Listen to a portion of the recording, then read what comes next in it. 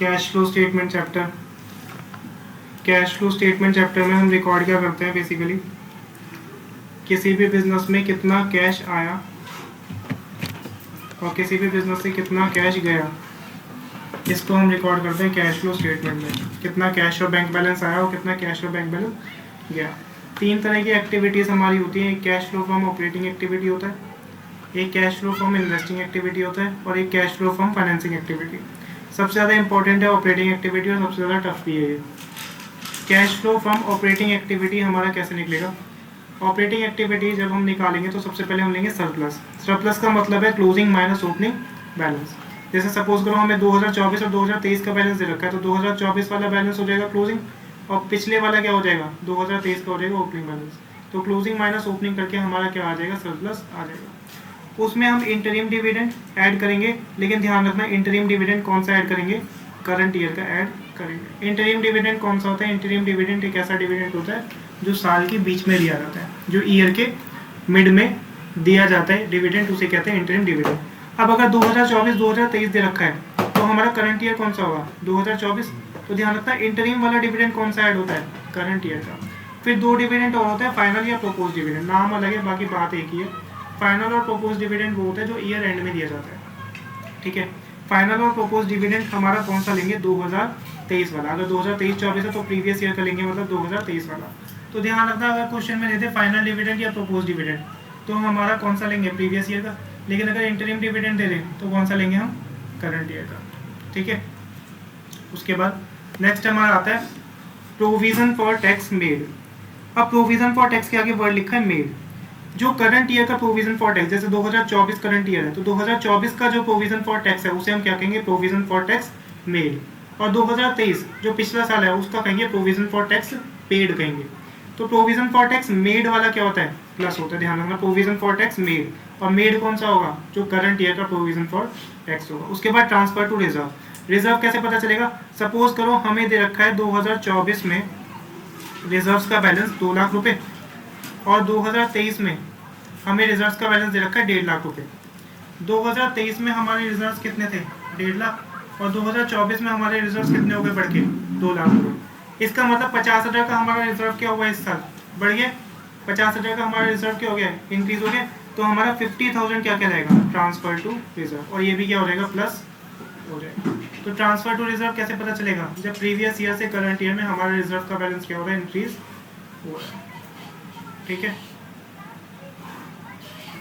तो रिजर्व्स में अगर पिछले साल से इस साल बैलेंस इंक्रीज हो रहा है तो जो डिफरेंस अमाउंट है वो हमारी क्या कहलाएगी, ट्रांसफर टू रिजर्व। उसके बाद रिफंड ऑफ टैक्स। सपोज करो हमारी टैक्स की लायबिलिटी बन रही है 20,000, लेकिन हमने गलती से ना इनकम टैक्स डिपार्टमेंट को 25,000 का टैक्स दे दिया, मतलब 5,000 का ज़्यादा दे दिया गलती से, तो वो हमारा 5,000 का क्या आएगा, रिफंड आएगा।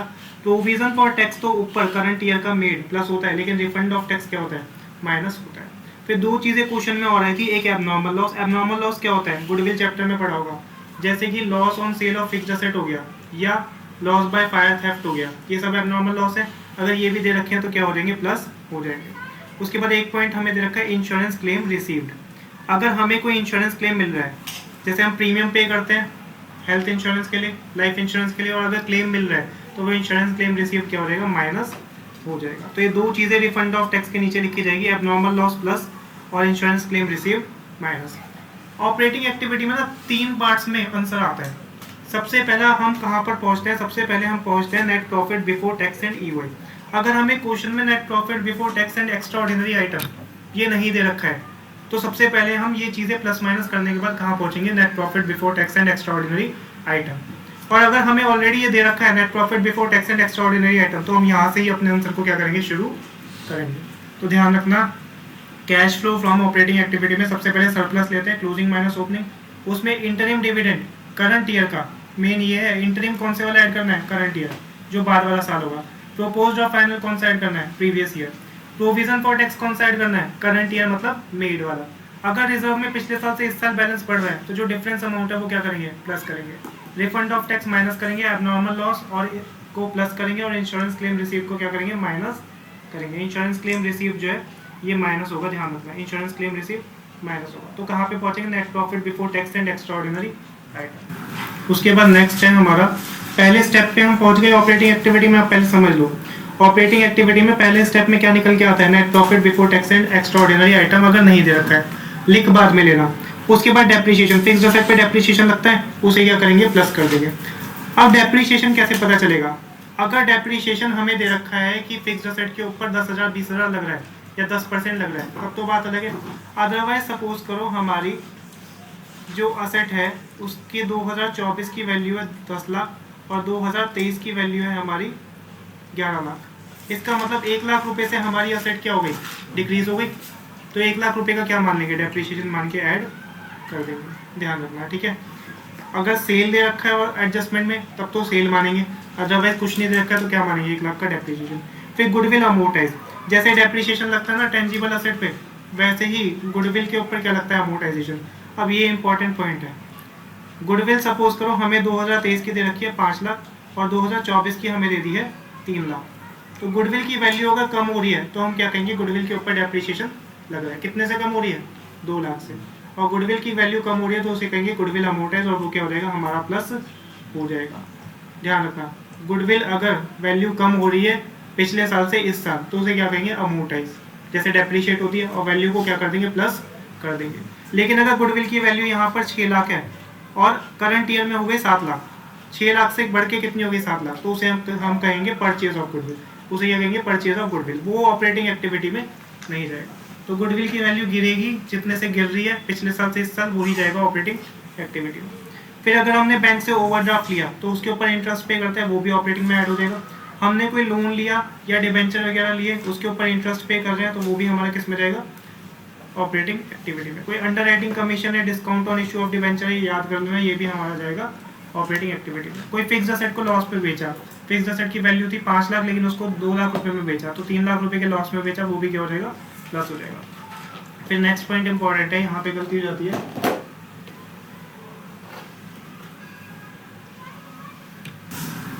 उसके बाद यहाँ पर दे रखा है premium on redemption.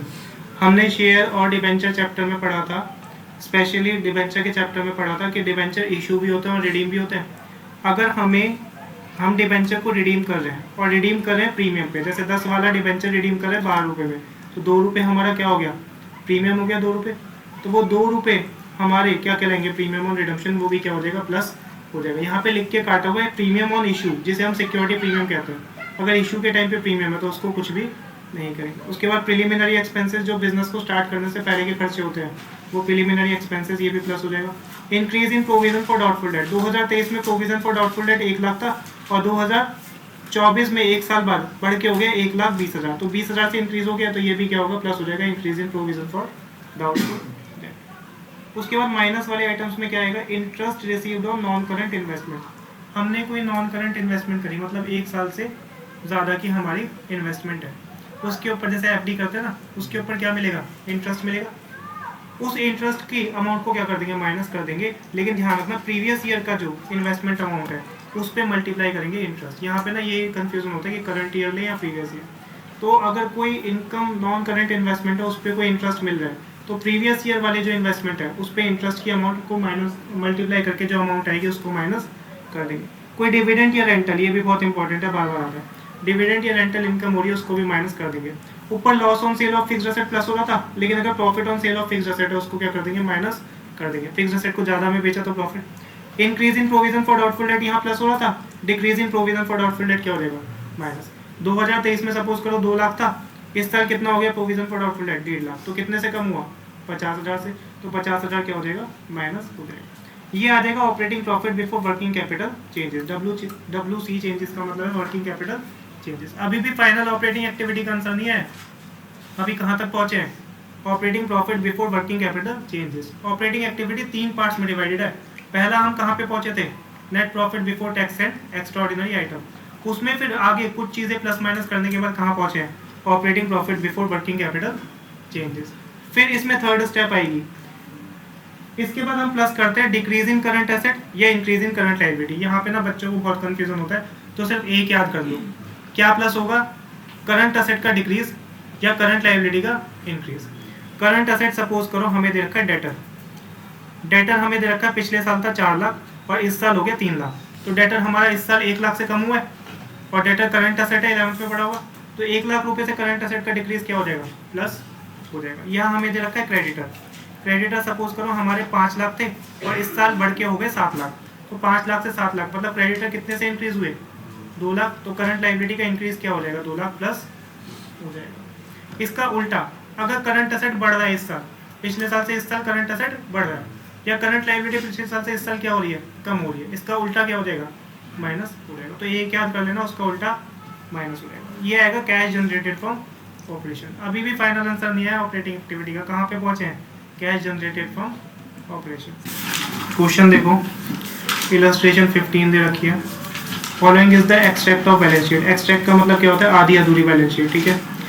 Equities and liabilities 2025 और 2024, मतलब करंट ईयर कौन सा होगा, 2025 बाद वाला, और प्रीवियस ईयर कौन सा होगा, 2024।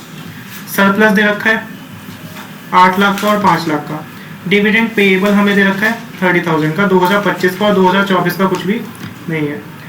अब ध्यान से पढ़ना, propose dividend for the year ended 31 March 24-25 was 3 lakh and 3,50,000 respectively. हमें ना प्रोपोज डिविडेंड दे रखा है या फाइनल डिविडेंड दे रखा है।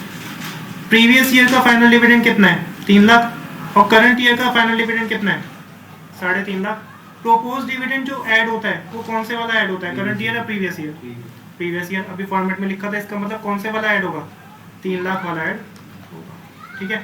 हमें क्या बनाना है, prepare a note to show the net profit before tax and extraordinary item. सिर्फ इतना निकालना है, net profit before tax and extraordinary item. तो इसका सॉल्यूशन लिखो, नेट प्रॉफिट बिफोर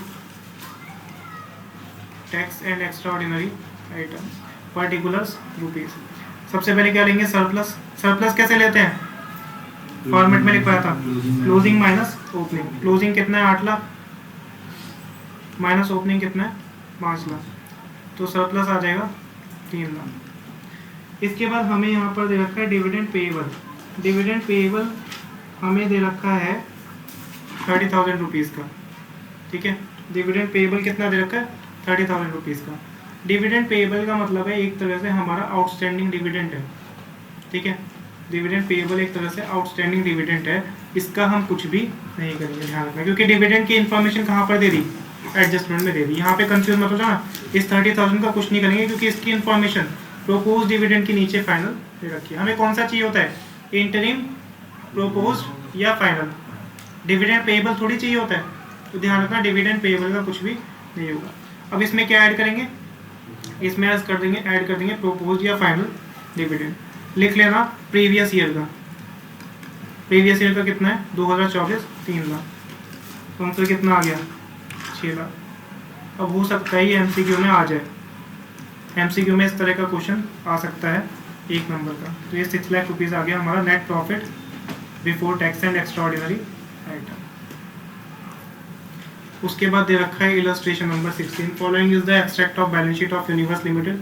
2025 से 2024 है, बाद वाला क्या होता है, करंट ईयर, और पिछले वाला क्या होता है, previous year. Equity share capital दे रखी है 5 लाख 5 लाख। क्या इक्विटी शेयर कैपिटल हमारी जाती है, नहीं। 10% रिडीमेबल प्रेफरेंस शेयर कैपिटल, 10% क्या है, डिविडेंड का रेट होता है। जो शेयर कैपिटल से पहले परसेंटेज होती है वो क्या होता है, डिविडेंड, और डिबेंचर से पहले जो होती है वो क्या होता है, इंटरेस्ट। पिछले साल 5 लाख, इस साल भी 5 लाख। सरप्लस हमें दे रखा है, ये हमें चाहिएगा 2.5 लाख से 4.5 लाख। डिविडेंड पेएबल अगेन कितना दे दिया, 20,000। प्रोपोज डिविडेंड या फाइनल डिविडेंड 31 मार्च 24, मतलब प्रीवियस ईयर का प्रोपोज डिविडेंड है 1.5 लाख, और 1 लाख है 2025, मतलब करंट ईयर का प्रोपोज डिविडेंड कितना है, 1 लाख। इंटरिम डिविडेंड भी दे दिया इस बार क्वेश्चन में। इंटरिम डिविडेंड कितना है, 50,000 and equity share which was paid on 31 December 2024। Net profit before tax and extraordinary item हमें निकालना, तो लिखो net profit before tax and extraordinary item. सबसे पहले क्या लेंगे इसमें, सरप्लस लेंगे। सरप्लस कैसे लेंगे इसमें, इलस्ट्रेशन नंबर लिख लेना, ये 16 है, ठीक है। सरप्लस लेंगे current year minus previous year, तो 2025 पहले दे रखा है 4.5 लाख, माइनस ओपनिंग बैलेंस कितना है 2024 का 2.5 लाख, तो कितना आ जाएगा, 2 लाख। उसके बाद ये हमें दे रखा है इंटरिम डिविडेंड। इंटरिम डिविडेंड याद है कौन से साल का ऐड करते हैं, इंटरिम डिविडेंड करंट ईयर का। अब क्या इंटरिम डिविडेंड यहाँ पर ऐड होएगा, ध्यान से देख के बताना। प्रीवियस ईयर का दिया ना, प्रीवियस ईयर का दिया ना, तो इतना तो देखो यहाँ पर दे रखा है interim dividend of 50,000 and equity share was paid on 31 दिसंबर 2024। हमने जो इंटरिम डिविडेंड है वो कब पे किया है? 31 दिसंबर 2024 को, और वो इंटरिम डिविडेंड हमारा पे हो चुका है। अब एक बात सोचो कि इंटरिम डिविडेंड हमारा क्या यहाँ पर हमें बैलेंस शीट में दे रखा है? नहीं दे रखा है। और 11th में एक चीज़ देखी होगी कि 11th में जो फाइनल अकाउंट चैप्टर होता था उसमें जो भी चीज़ें एडजस्टमेंट में होती थी वो कौन से साल में एडजस्ट होती थी? करंट ईयर में होती थी।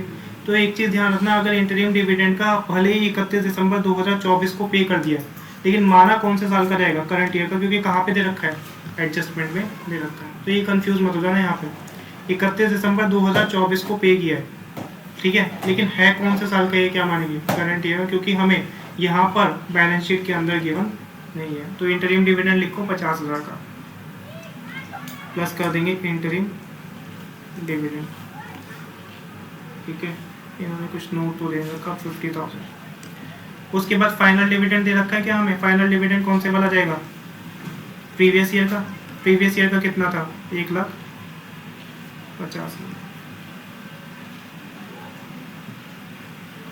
प्रीवियस ईयर में होता तो क्या होता? माइनस इसमें आएगा फाइनल डिविडेंड, नहीं, इंटरेस्ट डिविडेंड, ठीक है।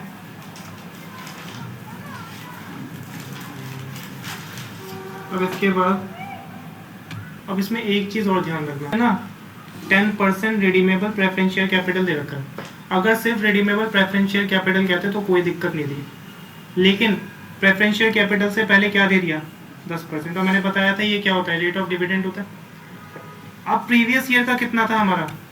प्रीवियस ईयर का हमारा बैलेंस है 5 लाख रुपए। इस 5 लाख रुपए पे 10% का क्या निकालेंगे? डिविडेंड निकालेंगे, और इसको भी क्या कर देंगे? ऐड कर देंगे। तो ध्यान रखना, अगर क्वेश्चन में बैलेंस शीट में डिविडेंड से पहले क्या दे रखा है?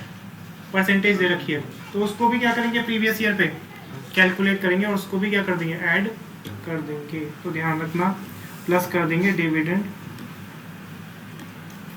On preference share capital. कितना था? 5 लाख का 10% प्रीवियस ईयर का।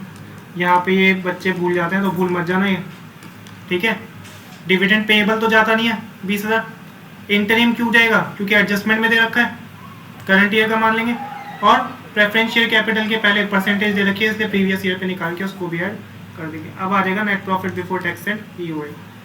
2 लाख, 3 लाख कितना आ रहा है? 4,50,000, 4,50,000 net profit before tax and EOI, ठीक है। तो ये 2 पॉइंट इसमें नए थे, इसको ध्यान रखना। ये जो क्वेश्चन है ये तो नॉर्मल पता चल जाएगा कि सरप्लस ट्रांसफर टू रिजर्व ये प्लस होता है, प्रिलिमिनरी एक्सपेंसेस बताया था माइनस होता है, प्रोविजन फॉर टैक्स मेड भी प्लस होता है, abnormal loss plus, insurance claim receive minus. Propose dividend लिखा है फॉर द ईयर, जब भी फॉर द ईयर आ जाए मतलब करंट ईयर। और प्रोपोज डिविडेंड कौन सा लेते हैं? तो current year. For the year लिखा हो मतलब करंट ईयर, तो ये प्रोपोज डिविडेंड का कुछ भी नहीं करेंगे। ये इसका आंसर है 8,36,000। इस क्वेश्चन में net profit before tax and extraordinary item already दे दिया, मतलब आंसर यहाँ से शुरू करेंगे। इस बार निकालना है operating profit before working capital changes. मैंने बताया था ना, ऑपरेटिंग एक्टिविटी में 3 स्टेजेस होती हैं। पहले तो ये net profit before tax and EOI दे दिया, अब यहाँ से शुरू करके कहाँ पहुँचेंगे? Operating profit before working capital changes पे पहुँचेंगे।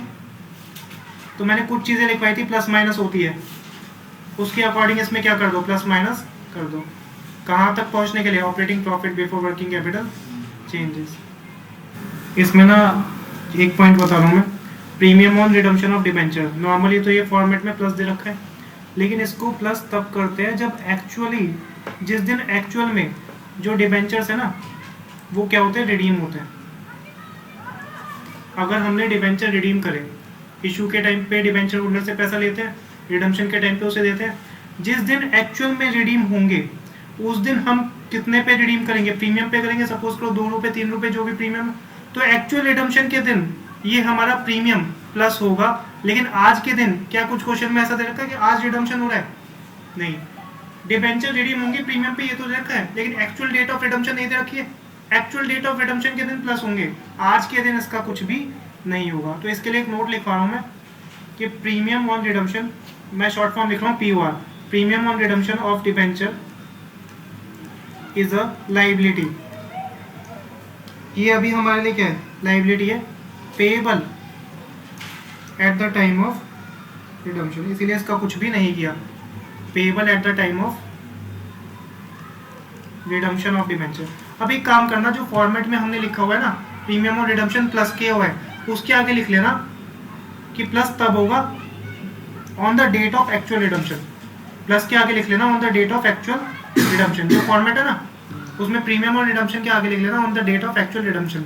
लेकिन यहाँ पे एक्चुअल रिडम्पशन की डेट नहीं दे रखी है, तो ये अपनी मर्जी से मत मान लेना कि इस दिन रिडीम हो रहे हैं, इसका कुछ भी नहीं करेंगे। ये वाला पॉइंट इंपॉर्टेंट है, बाकी तो हो जाएगा।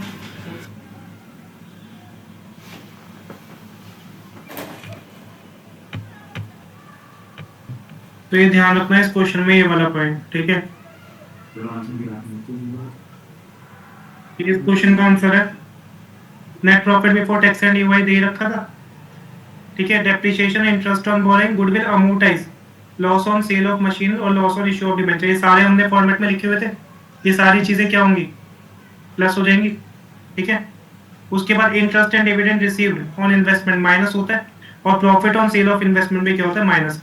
प्रीमियम ऑन रिडम्पशन का ये नोट लिखना पड़ेगा, is a liability payable when the debenture is redeemed, इसीलिए प्रीमियम ऑन रिडम्पशन का कुछ भी नहीं हुआ है। ये बताया था ना मैंने, कौन सा ये आ रहा है, चेक कर। अगर जिस दे रखा होता जिस दिन प्रीमियम ऑन रिडम्पशन है उसी दिन दे रखा होता कि उसी दिन रिडीम हुआ है, तो फिर नॉर्मल हम क्या करते हैं, इसे प्लस करते हैं तो प्लस हो जाए।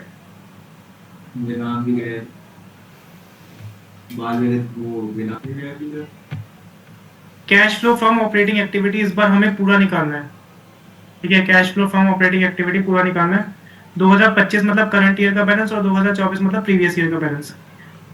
2 लाख से 3 लाख हो रहा है, इसका मतलब सरप्लस क्या हो रहा है, क्लोजिंग माइनस ओपनिंग क्या हो रहा है, क्लोजिंग है 3 लाख माइनस 2 लाख, तो 1 लाख रुपए का क्या आ गया, सरप्लस। यही होता है ना। Trade receivable, trade receivable 11th में पढ़ा हुआ करंट असेट होता है, डेटर का ही दूसरा नाम होता है ट्रेड रिसीवेबल। याद आ रहा है, करंट असेट का डिक्रीज इन करंट असेट क्या करते हैं, प्लस, और इंक्रीज इन करंट असेट क्या करते हैं, माइनस। माइनस। अब देखो यहाँ पे करंट असेट ट्रेड रिसीवेबल 140 से 180 हो रहा है, मतलब इंक्रीज हो रहा है, तो कितने से हो रहा है, 40,000 से इंक्रीज, तो 40,000 का क्या कर देंगे, एक्यूमुलेटेड डेप्रिसिएशन। अब इन्होंने ये यहाँ पे पॉइंट दे रखा है, एक्यूमुलेटेड डेप्रिसिएशन।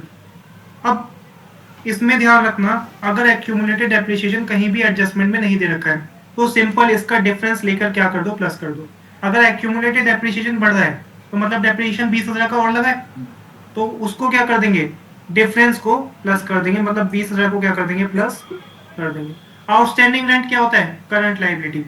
वही देखेंगे करंट लायबिलिटी बढ़ रही है या घट रही है, बढ़ रही है तो प्लस, घट रही है तो माइनस। प्रीपेड इंश्योरेंस क्या होता है, 11th में पढ़ा होगा, करंट असेट। इसका भी क्या देखेंगे, इंक्रीज या डिक्रीज।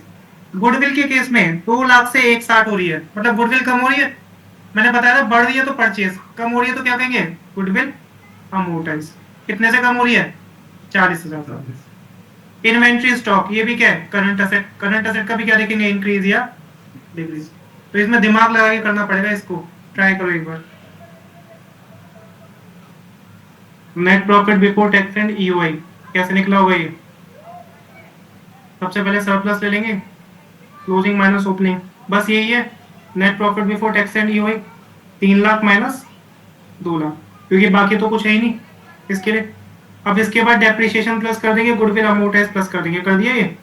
अच्छा ध्यान रखना, फॉर्मेट के थ्रू चलेंगे, तो ये क्या आएगा, operating profit before tax, operating profit before working capital changes लिखना पड़ेगा। उसमें फिर ऐड करेंगे increase in current liability, decrease in current asset. बच्चे ना कुछ भी कहीं भी प्लस माइनस करते हैं, जैसा फॉर्मेट है उसके अकॉर्डिंग करना है, ध्यान रखना।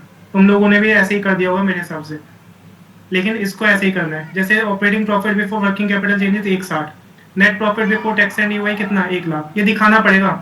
फिर तीसरा, इसमें ये प्लस माइनस करके क्या आएगा, cash flow from operating activity. तो इसमें फॉर्मेट के भी मार्क्स होते हैं, तो ये तरीके से कौन सी चीज कब कहाँ होगा, जैसे मैंने लिखवाया था नोट्स में, वैसे उस तरह से लिखना। 2025 नेक्स्ट क्वेश्चन, करंट ईयर। और प्रीवियस ईयर हो गया 2024। इस बार 1/20 से 1,10,000 हो रहा है, तो सरप्लस में क्या आएगा, क्लोजिंग माइनस ओपनिंग, 1,10,000 माइनस 1,20,000, तो ये आएगा माइनस का 10,000। पहली चीज ध्यान रखना। ट्रेड रिसीवेबल करंट असेट होता है, आउटस्टैंडिंग रेंट क्या होता है, करंट लाइबिलिटी। देख लो पहले, गुडविल इस बार 76,000 से 80,000 हो रही है। गुडविल घटती है तो अमोर्टाइज होती है, लेकिन गुडविल 4,000 से बढ़ रही है, तो इस बार अमोर्टाइज नहीं होगी, बल्कि क्या होगी, ये परचेज ऑफ गुडविल। और परचेज ऑफ गुडविल, जब भी गुडविल बढ़े, ध्यान रखना, गुडविल बढ़े तो क्या होगा, परचेज, घटे तो अमोर्टाइज। जब भी परचेज होती है तो वो इन्वेस्टिंग एक्टिविटी में जाती है, ऑपरेटिंग में नहीं जाती है। इसको लिख लेना कहीं पे, अगर गुडविल बढ़ रही है तो अमोर्टाइज नहीं हो रही है। प्रीपेड इंश्योरेंस ये होता है आपका करंट असेट, और ट्रेड पेएबल होता है करंट लायबिलिटी। इसका इंक्रीज डिक्रीज देख लेंगे। करो आंसर। जो भी प्रीपेड हो वो असेट है, करंट असेट। जो भी आउटस्टैंडिंग हो वो लायबिलिटी है। प्रीपेड मतलब करंट असेट और आउटस्टैंडिंग मतलब करंट लायबिलिटी। इसी तरह पेएबल मतलब करंट लायबिलिटी और रिसीवेबल मतलब करंट असेट। करंट लायबिलिटी घट रही है तो माइनस पहले net profit before tax and EOI दिखाना -10,000। इन्होंने यहाँ पे किया, तुम लोग ऐसे भी कर सकते हो, क्लोजिंग माइनस ओपनिंग एक साथ दिखा दो चाहे, ठीक है। इस ये ऐसे करने की वजह। फिर decrease in current asset plus लिखना पड़ेगा, या slash increase in current liability. इनके मार्क्स होते हैं इसलिए कह रहा हूँ मैं, ये प्लस माइनस और फिर फाइनल आंसर। अच्छा यहाँ पर एक मिनट, यहाँ पर ना कैश फ्लो की जगह कैश यूज क्यों दे रखा है। जब भी नेगेटिव बैलेंस आएगा तो कैश फ्लो की जगह क्या वर्ड यूज करेंगे, यूज। बस इतना ध्यान रखना। तो वही